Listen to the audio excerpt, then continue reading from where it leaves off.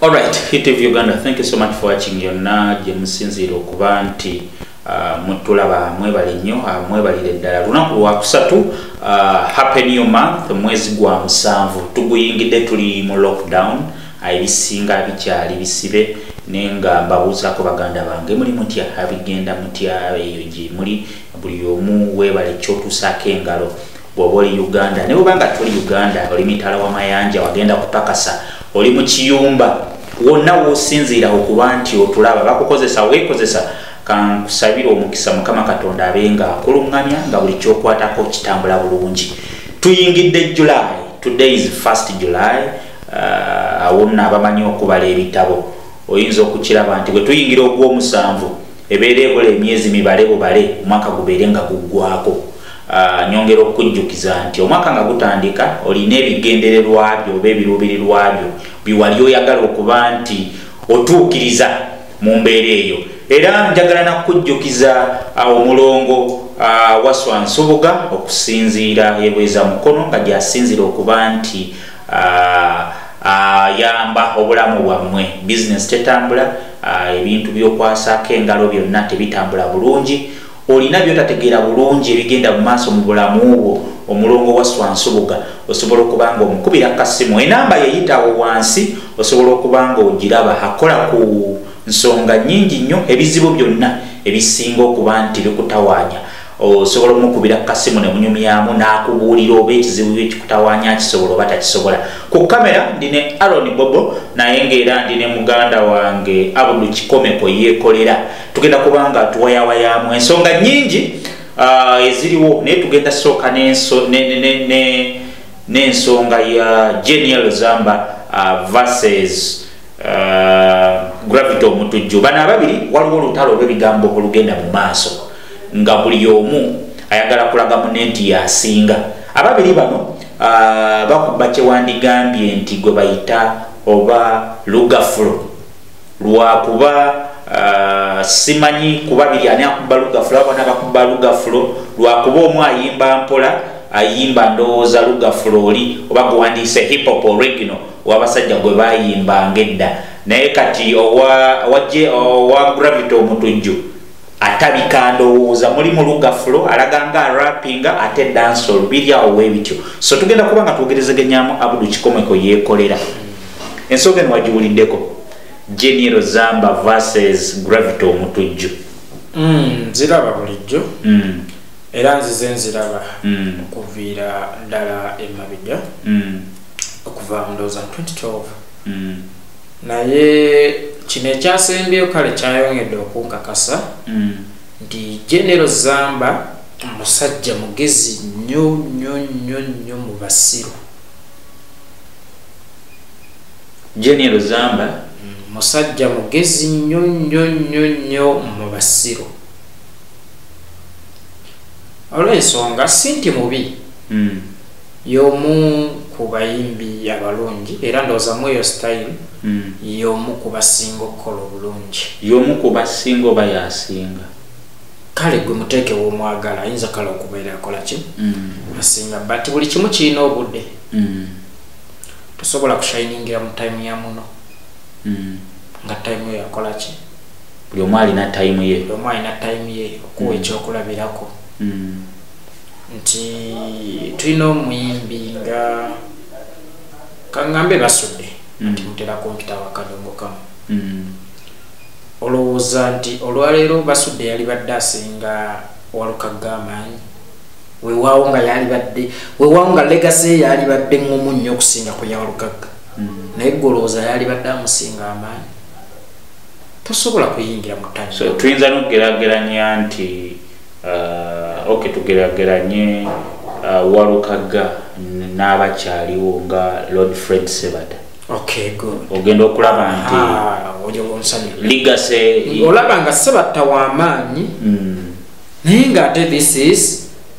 Walukagga's time, Walukagga's generation osegeera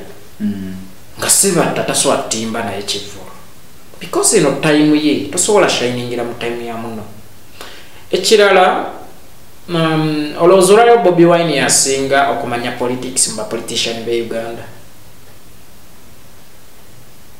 time ye si asinga naye time ye okitegeera kiseera kye mwalina either okuyigira ebyobufuzi oba n'okutwala obukulembeze oli munnaffe kyekyakola ki ate bannayuganda nsiiba nkibagamba oba guno mulundi gwakumeka nti empeke y'omukisa emu esingattaniza amaanyi akawumbi kalamba gwe ne bwojja ne energy yo ng'omanyi nnyo oli najja n'omukisa asobola okukola ki. Let's talk music. Let's talk music. Jenny Lozamba, I think yali 2-5. No, tubale breakthrough. Tubala breakthrough ye. Yali koi. Wotunulira waliwo oluyimba lwa. No, yali Jinjale. 2008. No, that's way back. That's too far. It was 2005. No. Bakola oluyimba ansoko ulirize. Bakola oluyimba lwa Hip Hop All Stars. Omukulu Shadrack era yasooka okuba manager we. Era mweyo hip hop track mwe mwali abayimbi bonna aba hip hop bali bangi. Mwali mune banavyo waliwo oluyimba ondwerabidde. Nawo lunonyeza mu kiwato nga masiko. 2005 Hip Hop All Stars oluyimba lwaliko abayimbi abaaliwo mu hip hop kwayo time. Era bali bagiyita hip hop song. 2005 I think Jenny Lozamba breakthrough ye yali ya 2-6. Yali Jinjale. That's 2006. Omanyi ffe ebintu abali munda mu music tubiraba mu ngeri yaffe. Songa n'abali ebweru music. 2008 kuleka kubala nti Jenny wamumanyira we bamumanyira. Ani kati 2008 Jenny yali 2008. Yes, yali ku Jenny bali batandise okukola zikolabo ne ba Radiant Wiz. Anjolo bonna bajirawo 2-7 gwako tuyingira 2-8 bonna yetayi ya. Jenny asoka Radiant Wiz. Jenny atandika nga Radiant Wiz bakyali mu Good Life. Okola hit. Yenda maso. So kijagade just okutangaza mwa. Kakati nga okuzzayo ku mboozi y'ababiri bali omutujju ayinza okutaba talented nga Jenny but ebiseera ebisinga abayimbi abali hard working abalemerako mukama bw'abateeramu omukisa basobola okuganyulwa mu bitone byabwe ne bafuna n'ettutumu erisinga kuba n'abalowooza nti bannabitone kubanga bannabitone abo babeera mu comfort zone n'alowooza timanyi bawanangazi banabaana bemugamba nti tebamanyi kuyimba baba bafuba nnyo babakakase. That's why nze waliwo omukwano gwange omu alina bandi gyayagala okukola ne namugambye tokola talent search. Ogenda kulekawo abayimbi abatalina bitone otwala ab'ebitone abatagenda kukolera ssente kyokulabirako. Ogenda ku Global New Eagles okoze talent search John Black ajja wali ne Jamie Couch ajja wali ani gwotwala nti ojja kutwala bw'obanga otunuulidde talent ogenda twala Jamie Couch. Ku Jamie Couch olwaleero ne John Black aliwo asinza okukola ssente kunoga ssente. Kyekyekke nti omuyimbi buli wobeera nga tolina talent ngoba bakulabanga atalina talent kankiyite bwe ntyo obeera mu hard working era osobola okuganyulwa mu talent yo okusinga eyeyitawo kiki. Kakati yoyo omusajja wammwe oyo yabeera mu comfort zone. Omulenzi najja n'amunyooma nalowooza talina kyakola ki kyali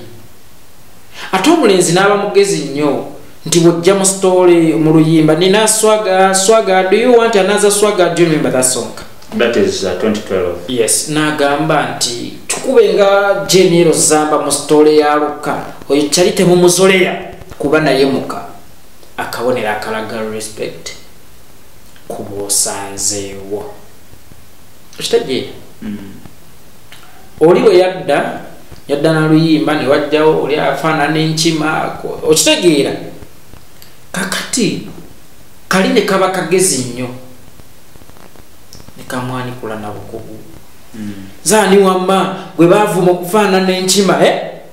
tewali muntu ayagala muntu azannyira ku butonde bwa muntu bw'ovuma omulema oba ovumye mukama katonda so erawo gravity weyayitira ku musajja nadduka n'afumbirwa waliwo byengenda okukiriziganya naawe ebimu tuyinza obutakkaanya nnyo naye ku gravity omutujju nja kukkanya naawe is a very hard working artist tuyinza okugamba nti kati gravity awezezza emyaka 8 nga sita nga ye nnamba emu mu muzannyo ogwo anti si nnamba emu lwaki nja kugamba nti si ennamba mu generation eno anti soka owulire nti gravity we yajjira 2012 Jeniero Zamba yali atandise okusanguka nga waliwo munuji munuji yasangula mukama we andi kati njagala just kutwala muko munuji asangula mukama we 2012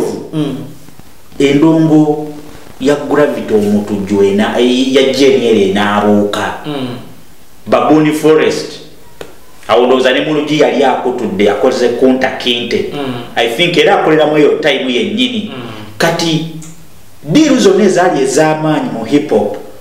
time eyo munuji yazirina ne lwankubadde munuji naye emyaka 2 emabega ekintu kyamuva mu ngalo but era njagala kwebaza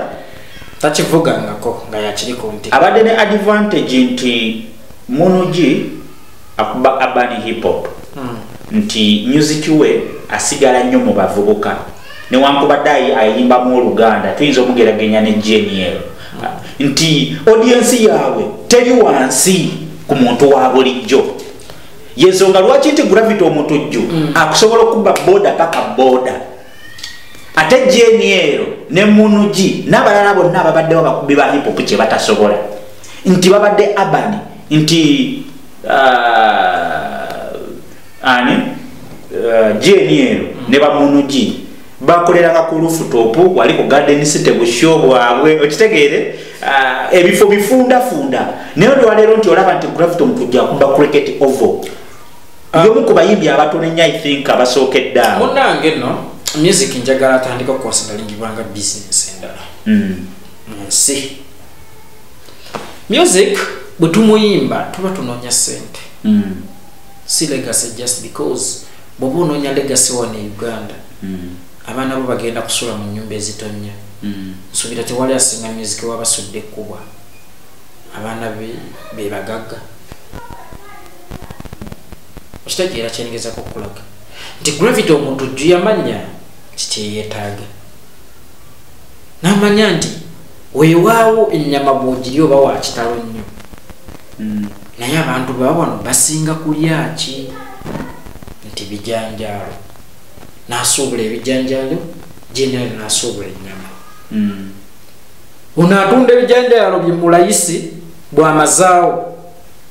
oli ennyama bagirya ku ssande evundira ku miki abantu ennyama bagirya ku ssande ku midaala kye tuyita okubala akatale mukyo kye muyita ekyawansi ono kyakuba abala nti bano abantu be mu nnyumba be basinga okujja mu ndongo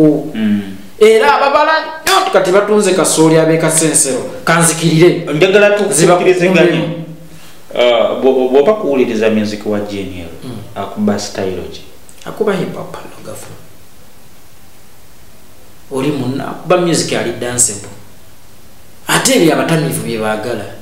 tojja kujja eno story ya Luka bannange Luka n'agaana okumira empeke kakati gw'obiyimbira mulwadde wa siriimu fine naye teweerabira nti asiri ayina ebimusumbwa lunaku lulamba tayagala kumuzza mu bya siriimu akawungeezi nga zze muki mu bbaala okuwummulako ayagala ekintu ekihiitinga obuki obwongo bwe onajja n'ebijanjaalo teriddoga eri Isirayiri bikkula bayibuli n'azina nammu okitegeera oluyimba lumuzaamu essuubi teriddogo ate nga luli dansibo kati gwe nojja n'otontoma ne babizira. Waliwo kye tuyinza okuleetamuko nti bano ababiri bayimbidde mu generation za njawulo. Yes. Tuyinza okukkiriziganya. Era njagala tukkiriziganye nti generation onedda ono yagezaako ku generation ya munne natamanya nti time yali ekoze ki eweddeko era nja kwebaza I think Gravity omutujju nja kumuwa credit nti ye muyimbi wa hip hop yekka awangadde akaseera 8 years kubanga bw'oddako emabega ngali relevant bw'oddako emabega mu history wa hip hop twalidda Navio. Before Navio it was clear cut ekitegeere anti babaruku MD mutabani wa Alima ne wano era teyakolawo talina nnyo kyeyakola. Twalina babaruku Jenny babaruku Rocky Giant waliwo abayimbi abalala beneeradde but that's the generation waliwo n'abalala. What is this group mbeerabidde ye bwe yajja bamukuba ekikono ani beyasangawo Jenero anti kati generation zaali zanjawulo. Omanyi nze kambabuulira ekintu kino. In fact Jenero yasikira Rocky Giant naye teyamukuba kikono kuba 2-3 anti baali bayimba byanjawulo. Anti kankuwa ekyokulaba oli yali ayimba hip hop nate hip hop gwe yali ayimba yali amukopyetize bongo flavor yali akopye guno omulembe gw'abalasi yalina kati kiriwo ekiti nti buli lwobeerawo n'ozibikira ayagala okujjawo oba olimba kubona abatazze kujjawo abazze kukola kiki oba kugattako nti Paul Kafeero yajja mwana muto nga wa myaka 17 nga bazze okuvuganya nabo bali myaka 28 nga bamusinga emyaka 10 n'emeka tebamugoba bakkiriza challenge ne bamuwa omuki omukisa era najja n'agattako kyagatta wala teyabajjaawo andi kati kirimu ekiti no tokkirizanga omuntu yenna okufuuka omulabe kyakala temukkirizanga bano abantu abali wansi wammwe okujja nga bazze bavuganya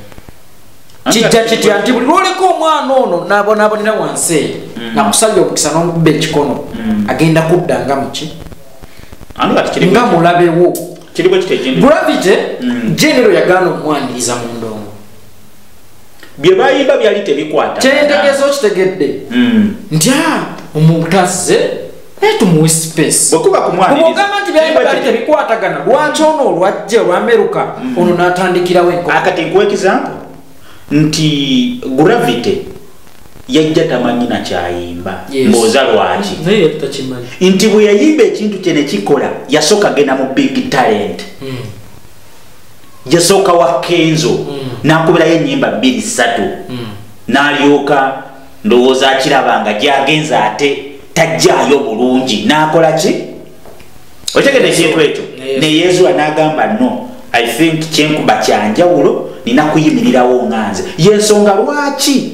bw'otunuulira abantu abajjanga mu kuru ebiseera ebyo nga bayimba bakolanga kuru nga n'abaana ababeera baasisitanti be bayimba bimufaanana kyova olaba Big I bwe yajja ayimba nga Eddie Kenzo okitegedde ekintu ekyo bawizo bali mu Lion Island bajja bayimba ngaani bakuba kyakamiri baganda ba Bobi Wine okitegedde ekintu ekyo teri yakiganye ensonga eri nti ono akakanyolo ndi toyina kyokola ki omanyi lwaki ate nga azakikola azamuvuma example gye nnyinza okugamba azamuvuma mujjukira ku program ani asinga Nambiri Masemba I think it was 2013 ku Bukedde TV oyo nga Jenero bwe bamubuuza avuluga kano bwe bakabuuza oyo gayi wakabiri eyo nkima ani kati waliwo akasajja alina jealous ku mutima kasajja kwe kali ku mutima kiri bwe kiti atalowooza mumanyi nnyo munange abantu be basalawo mumanyi ffe twakuboola wakola ebintu byo then ne wajjawo omulala watuddukako n'ogenda omwana bwe yali azze gwe n'odduka n'okola ki mu kifo ky'okulemerako omukakase nti gwe nnamba emu wadduka n'ogenda yagenda kusoma wa yagenda kankubuuza ekibuuzo the twins batukubye omuziki era hiti za the twins tebaziperformingirako na Kampala midomo babeera bagikuba nga batuweereza buweereza bw'abanga ddala gravity omutujju munafu nnyo lwaki yo okufuna relevance alina kusooka kwogera ku linnya lwaki tayogera ku babaluko bayita balegendi banne ekirala obwa legendi tebabubanja abantu basalawo ekibanguyira linda abantu bafuuke minzaani obwa legendi tebakola ki n'ekirala balegendi abasajja tebafumbirwa bawasa buwasa okitegedde muganda wange aleka akalenzi keetala ensi yakakkiriza ye bw'aba awulira akasobola asaba ebbato ate bwe baya bukadde 2 atwalako 3 katwala 17 kuba mu kimweno bbato ye talina kyafiirwa ko ke kalina ekyokufiirwa nti bwagika kuba ye afuna comeback ate ko kagwa okyegera bwe kagimu kuba ye si mawulire kuba tisi w'amaanyi okyegeera muganda wange kati asaba ebbato alaba amaanyi g'omutujju alaba abantu gwe banasinga okukubira endulu bwe kitaba ekyo bw'aba akitidde alinda omutujju atimbe cricket ovo ye atimbe ekyaddondo anasinga okufuna abantu jajja okuba asinga mutujjeeko akajjanja muleke kwagala shiningira mu buli generation olwaleero nkuwadde ekyokulabirako nenkugamba nti Bobi Wine si ye munnabyabufuzi asinga amagezi si ye munnabyabufuzi asinga okutegeera ebyobufuzi era si ye munnabyabufuzi asaanidde entebe esooka okusinga balala banne basanze ku opposition but eno time ye tosobola kwakira mu generation mutangira muno ba generation ya muno tugambe eti generation eno gye tulimu kati y'abavubuka weveeri w'abakadde tebagisobola bunojja n'okuba koidya onaakirya then gwoba ogamba ky'abantu bwoba ogamba oyimba by'amakulu anti kiri bwe kiti nankinga buli w'omulaba abeera akiringa kaakati ddala nze omusajja alimu ku magezi nga ndeka oluyimba omwoto olutuukira ddala ku muntu wa wansi nti abantu bagobwa mu kibuga nga ngenda n'onaakirya bulira bwenkirya anti kyenjagala tulowooze nnyo bannange n'ekirala muganda waffe wabagamba nti awandiika lyrics enzito minzaani yaye tugipimira mu nsawo kikyojjeemu embeera ye anti era kati nsaasira nnyo abaana bamwegomba hip-hop generation eno bwe tuba nga abasajja balina otumentali nga be bafumbirwa then nze ate oyo mbasinza mwegombesa mwana wange kitegeeza music talina mulamwa temuli ssente okitegeera that's why omukulu yadduka n'akola ki n'afumbirwa naye omutujju asobodde okulaga ndisobola osurvivingira e Kampala wano emyaka 8 nga emmotoka nzivuga ng'ate n'amawulire nkola ki mwendi no kyembadde njagala ekino nga tumaliriza kyetuba oba abantu abatulaba kye babeera bategeera nti tuli mu generation ekatinza across naye nga audience za njawulo oba ekyo tuyinza okukkanya naawe nti Gravity omutujju akyali appealing ku bavubuka oba be yajja nabo n'abato n'abakimayo nti tuyinza bwe tuba tubala audience ya Gravity omutujju tuyinza ogibalira kubavubuka okuva ku baana abato ku myaka nga 35 bwe tubala GNL nti abaana abato ennyo bayinza obutamutegeera abaana abali below 20 kuba emyaka gino gye yaviirawo abaweza 5 be bamwagala nka no anti ulira kyenkugamba nti generation ya GNL abaana be yajja nabo okuva 2005 baba bali mu myaka 15 kati bali mu 3 which means generation ya JNL eri wakati w'emyaka 3 ku 4 anti abamuwagira tetupimira ku generation gye wajja nayo tubale ne bali bewasanga anti ogamba nti gwe okuba music ategeerwa buli muntu kati gwe nkuwadde omulimu genda obuuze jjajjawo JNL kukolera ajja kugamba yani oyo so tuleme kwefuula bakitalo nnyo tulina kiraasi simanya biki tojja kungamba nti Andrew Mwenda ayagala JNL tojja kungamba nti Captain Mike Mukula ayagala JNL no tebana bayo kwogera era jamubuuza nti ku JNL n'omuntu jomanyani akugamba anti ulira generation zanjawo mu office ya Lord Mayor oshaje kichentegeeza nti mwekyo kyemuyita ekyawansi kyakuba kimutuusizza kuba waggulu gye mwali mutamusi nenga mu byonna ndowooza nga tumaliza buli omu awe munneekitiibwa because I believe buli omu ali unique buli omu ali unique omutujju akimanyi nti oli yamusanga walina omuwa ekitiibwa naye olirayo ng'okukkiriza nti ono w'amaanyi ate nakkiriza mu butamanya obula nga ffe abamanyi ffe tusobola okitegeera nti akoze eki nti buli lwokeera ku makyanga gw'okufuna relevance olina kusooka vuma mutujju kitegeeza oba era okukoze eki okkiriza vuma babaluko tulaba banakudiscussingako avume babaluko nokeera n'okola posti mbu simanya